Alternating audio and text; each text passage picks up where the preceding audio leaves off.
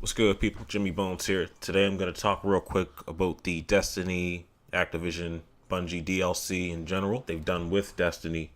So, Destiny initially releases $60 full price game. Great game fundamentally. The shooting. The game looks pretty. It doesn't run at 60 FPS on console, but it's still a great looking game for its time, still holds up now, even so I believe. But the biggest problem with that game was the content that we got later on down the line in the form of DLC. So we get the initial Destiny game, full price $60. They issue a season pass was $35. It's meant to be, it's a steep price at $35. Most people are like, yo, it's, above average for a season pass's price. People still buy, people still play it because, that Destiny hype, they want that Halo feel back. Bungie's back, you know what I mean? So $35 season pass. You're thinking you're going to get every single piece of microtransactions or downloadable content down the line. And then you get the House of Wolves as well as the Dark Below. It's all fine and dandy, two expansions which were, pretty decent, I guess, but not as good as what most people would get down the line with, Legendary Edition and now the Collector's Edition. So they released those two expansions, and then shortly after that, I believe it's like 5-6 months after that, you get the Taken King announcement. And Bungie's like, oh, well, we got another expansion. And everyone's like, oh, well, I'm going to assume that, Season Pass is going to cover all of my DLC.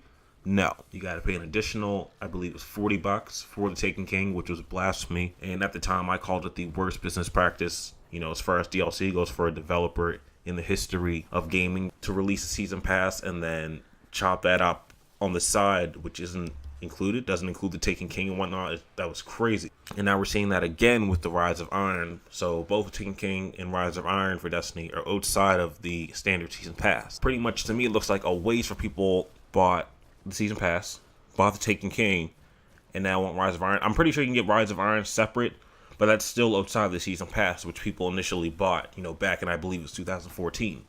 These people have put, hundreds of bucks into this game through all the emotes, dances, whatnot, multiple expansions, season passes maybe if they bought, separate DLC separate, and then the base game, which was full price, plus tax from the jump. I believe that Activision has had a great, deal in this. They are one of, if not the worst publisher in gaming right now.